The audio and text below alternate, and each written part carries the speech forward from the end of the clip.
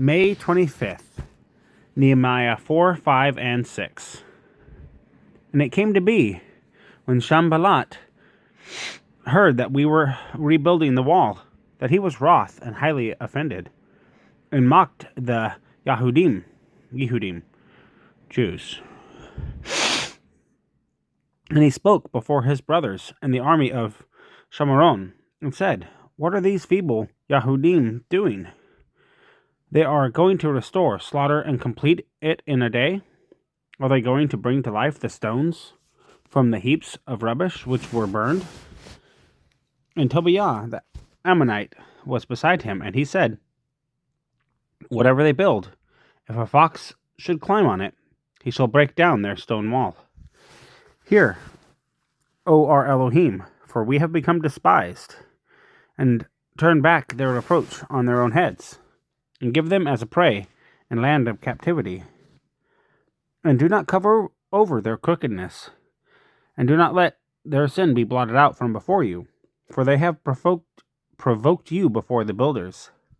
So we built the wall, and the entire wall was joined together up to half of it, for the people had a heart to work. And it came to be, when Sanballat and Tobiah and the Arabs and the Ammonites and the Ashdodites heard that the walls of Jerusalem were being repaired and the broken places began to be filled, that they became very wroth. And all of them conspired together to come to fight against Jerusalem and to do harm to it. But we prayed to our Elohim and set a watch against them day and night because of them. And Yehudah said, "The strength of the burden bearers is weakening, and there is so much rubbish that we are unable to build the wall." And our adversaries said, "Let them not know or see it until we come into their midst, and shall kill them, and cause the work to cease." And it came to be, when the Yehudim who dwelt near them came, that they said to us 10 times, "From whatever place you turn, they are against us." So I set men behind the lower parts of the wall at the openings. I set the people according to their clans, with their swords, their spears, and their bows. And I looked and rose up, and said to the nobles, and to the deputy rulers, and to the rest of the people, "Do not be afraid of them. Remember the great and awesome Yah, and fight for your brothers, your sons and your daughters, your wives and your houses." And it came to be, when our enemies heard that it was known to us, and that Elohim had brought their counsel to naught, that all of us returned to the wall, everyone to his work. And it came to be, from that time on, that half of my servants were working in the work, while the other half were holding the spears, the shields, and the bows, and the breastplates. And the rulers were behind all the house of Judah, who were building on the wall, and those bearing burdens, those loading, working with one hand in the work, and with the other holding a weapon. As for the builders, each one had his sword girded at his side as he built, and the one who sounded with the shofar was beside me. And I said to the nobles, and to the deputy rulers, and to the rest of the people, "The work is great and large, and we are separated far from one another on the wall. In whatever place you hear the voice of the shofar, join us there. Our Elohim fights for us." So we labored in the work, and half of them held spears from the break of day until the stars appeared. At that time I also said to the people, "Let each man and his servant spend the night in Jerusalem, and they shall be our guard by night, and for the work by day." So neither I, nor my brothers, nor my servants, nor the men of the guard who followed me, none of us took off our garments, each one his weapon, even at the water. Nehemiah 5. And there is a great outcry of the people and their wives against their brothers, the Yehudim. And there were some who were saying, "We, our sons, and our daughters are many. Let us get grain for them, and eat and live." And there were some who were saying, "We have mortgaged our lands and vineyards and houses. Let us buy grain because of the scarcity of food." And there were those who were saying, "We have borrowed silver for the sovereign's tax on our lands and vineyards. And now our flesh is like the flesh of our brothers, our children like their children. And see, we are subjecting our sons and our daughters to be slaves. And some of our daughters have already been subjected. And there is no power in our hands, for other men have our lands and vineyards." And it was very displeasing to me when I heard their outcry and these words. And my heart ruled over me, and I strove with the nobles and with the deputy rulers, and said to them, "You are exacting interest, each one from his brother." And I called a great assembly against them, and said to them, "According to our ability, we have redeemed our brothers, the Yehudim, who were sold to the nations.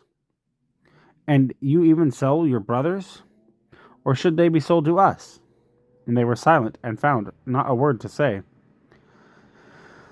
I also said, "What you are doing is not good.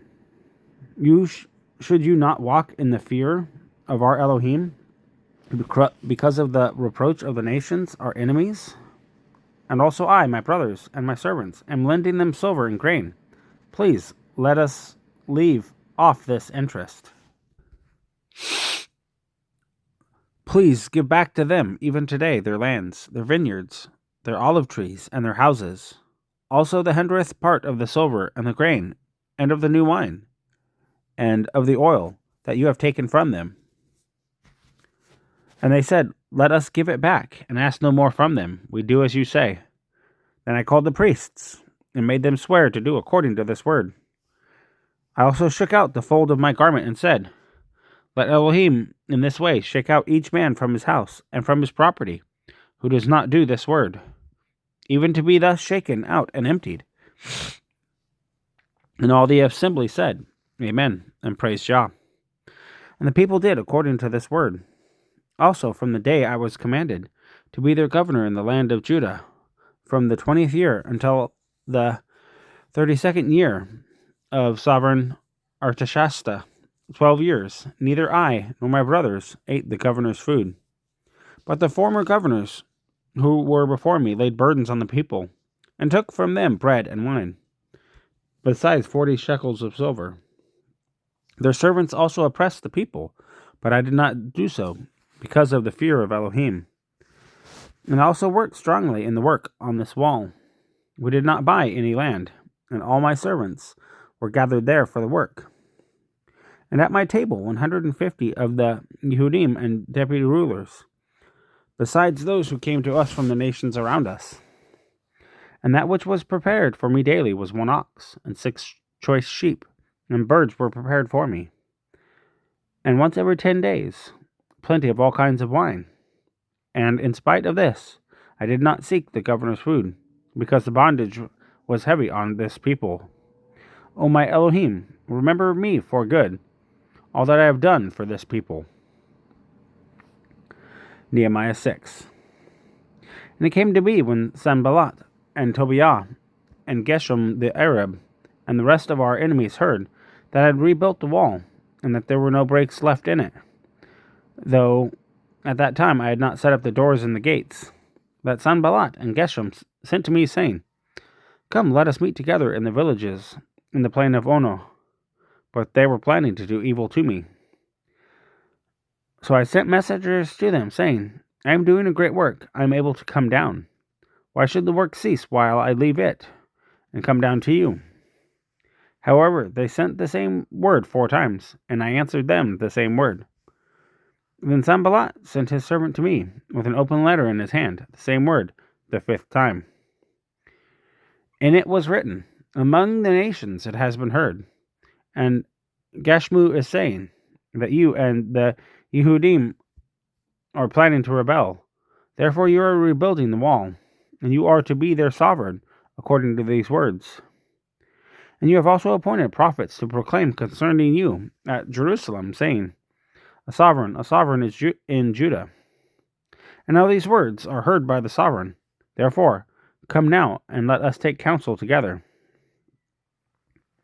Then I sent to him, saying, "There are no such matters done as you are saying, but you are inventing them in your own heart.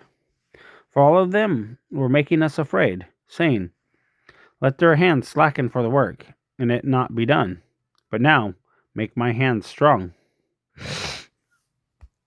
And when I came to the house of Shemaiah, son of Deliah, son of Mehethabel, who was restrained, he said, let us meet together in the house of Elohim, inside the Hekal, and let us close the doors of the Hekal, for they are coming to kill you.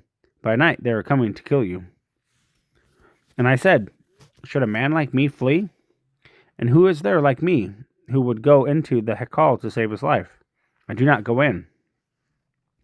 And see, I perceived that Elohim had not sent him, but that he spoke this prophecy against me, because Tobiah and Sanballat had hired him, because he was a hireling, that I should be afraid and do so, and shall sin, and so they could give me an evil name to reproach me. My Elohim, remember Tobiah and Sanballat, according to these works of theirs, and their prophetess Noadiah, and the rest of the prophets, who would have made me afraid. And the wall was completed on the 25th of the month of Elul, in 52 days. Wow. And it came to be, when all our enemies heard, and all the nations around saw us, that they fell greatly in their own eyes, and knew that this work was done by our Elohim. In those days the nobles of Judah also sent many letters to Tobiah, while those of Tobiah came to them. For many in Judah were sworn to him, because he was the son-in-law of Shechaniah, son of Arya, and his son Johanan had married the daughter of Meshullam, son of Berechiah. They were also speaking about his good deeds before me, and reported my words to him. Tobiah sent letters to frighten me.